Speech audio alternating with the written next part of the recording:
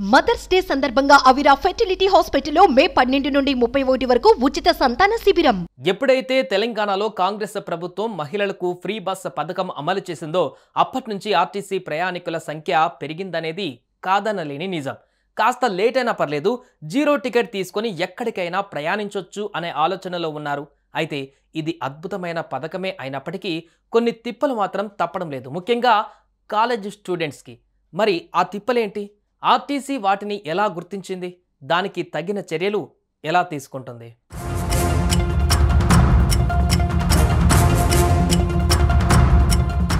ఉదయం 8 అయ్యిందంటే చాలు హైదరాబాద్ రోడ్లు రద్దీగా మారుతాయి. కాలేజీ బస్సులు, స్కూల్ బస్సుల, ఆఫీసులకు వెళ్లే వారి కార్లు, బైకులు ఒకేసారి రోడ్ల మీదకు వచ్చేస్తాయి. దీంతో ఆ సమయం నుండి ట్రాఫిక్ విపరీతంగా పెరిగిపోతుంది. వీటికి తోడు ఆర్టీసీ బస్సులు కూడా ఆ సమయంలో నడుస్తుండటంతో రద్దీ మరింత ఎక్కువ అవుతుంది. ఇప్పటికే నగర శివారులో ఎన్నో కాలేజీలు ఉన్నాయి. ఆ కాలేజీలకు వెళ్లేవారు కొందరు కాలేజీ బస్సులను ప్రిఫర్ చేస్తే, కాస్త డబ్బులు మిగిల్చాలి అనుకునే విద్యార్థులు మాత్రం ఆర్టీసీ బస్సులను చూస్తున్నారు. ఈ క్రమంలో ఆడవాళ్లకు ఫ్రీ టికెట్ కూడా ఉండడంతో చాలామంది విద్యార్థినిలు ఆర్టీసీ బస్సు ప్రయాణానికే ఓటేస్తున్నారు. ఆ సమయంలో కాలేజీలు మాత్రమే కాకుండా ఆఫీసులకు వెళ్లే వాళ్ళు సైతం ఉండడంతో బస్సుల రద్దీ పెరిగిపోతుంది. ఫలితంగా బస్సులో వేలాడుతూ వెళ్లవలసిన పరిస్థితులు కూడా వచ్చాయి.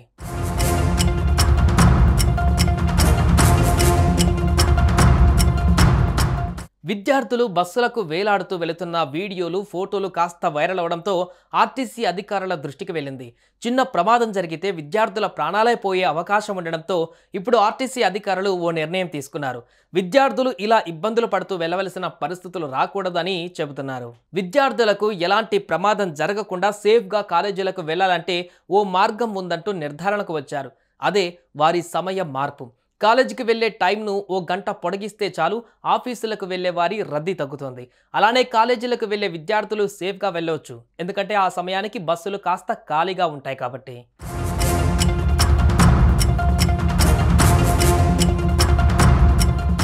ఇక ఈ విషయంపై ఆర్టీసీ అధికారులు కాలేజీలకు లేఖలు రాశారు. గంట సమయం తేడాతో క్లాసులు మొదలు పెట్టాలని కోరుతున్నారు. అయితే ఈ విషయంపై ఇప్పటి వరకు కాలేజీల యాజమాన్యాల నుంచి ఎలాంటి స్పందన రాలేదు. కాకపోతే సమయ మార్పుపై దృష్టి పెడితే మాత్రం విద్యార్థులు బస్సులకు వేలాడుతూ వెళ్లవలసిన పరిస్థితులు తప్పుతాయి.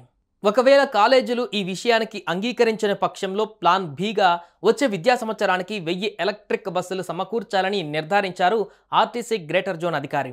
ఈ బస్సులతో కలిపి మొత్తం 1500 బస్సులు కళాశాలలు, విద్యా సంస్థల సమయాలలో నడిపేందుకు ఆర్టీసీ సిద్ధమవుతున్నట్లు తెలిపారు. ఎలా చూసుకున్నా విద్యార్థులకు తిప్పలు తప్పేలా ప్లాన్ చేస్తుంది ఆర్టీసీ.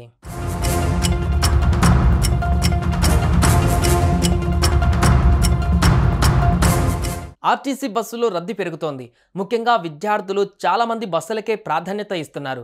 మెట్రోలో టికెట్ కొని వెళ్లే కన్నా ఆర్టీసీ బస్సులో ఫ్రీగా లేదా బస్ పాస్తో పోవడం బెటర్ అనుకుంటున్నారు.